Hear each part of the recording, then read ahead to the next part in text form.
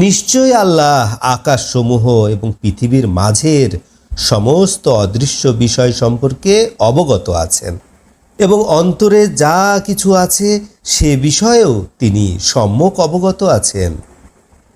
তিনি তোমাদেরকে পৃথিবীর খলিফা নির্বাচন করেছেন, অতঃপর যে অবিশ্বাস করে তার উপরেই তা পতিত হয়।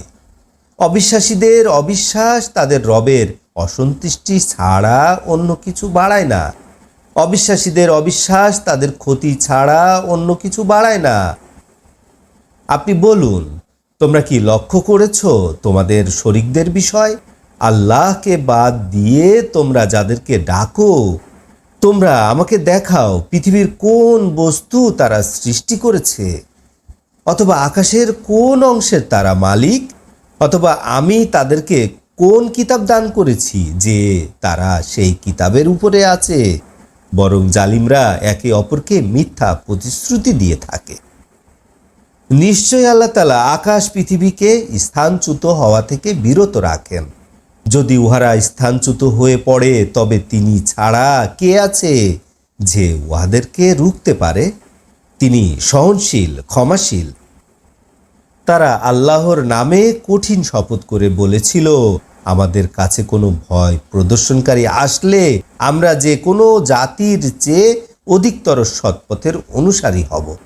অতঃপর যখন তাদের কাছে ভয় প্রদর্শনকারী আসলো, তখন তাদের ঘৃণা ছাড়া আর কিছুই বৃদ্ধি পেল না। পৃথিবীর বুকে অহংকার করে নিকৃষ্ট ষড়যন্ত্র করে তারা দূরে সরে গিয়েছিল। নিকৃষ্ট ষড়যন্ত্র কেবলমাত্র ষড়যন্ত্রকারীদেরকেই পরিবেষ্টিত করবে। তারা শুধু পূর্ববর্তীদের নিয়মের অপেক্ষা করছে। অতএব আল্লাহর নিয়মে আপনি কোনো পরিবর্তন পাবেন না এবং নিশ্চয় আপনি আল্লাহর নিয়মের কোনো ব্যতিক্রম পাবেন না।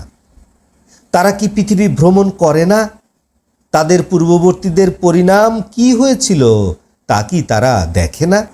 তারা এদের চেয়ে অধিকতর শক্তিশালী ছিল। আকাশ পৃথিবীর মাঝে এমন কিছু নেই যা আল্লাহকে অক্ষম করে তুলতে পারে। নিশ্চয় আল্লাহ তাআলা সর্বাজ্ঞ, সর্বশক্তিমান।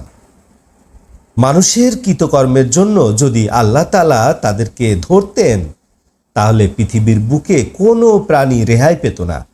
বরং তিনি তাদেরকে নির্দিষ্ট সময় পর্যন্ত অবকাশ দিয়ে থাকেন। অতঃপর যখন তাদের নির্দিষ্ট সময় চলে আসে, নিশ্চয় আল্লাহ তাআলা তার বান্দাদের সম্যক দ্রষ্টা। আলহামদুলিল্লাহ রাব্বিল আলামিন।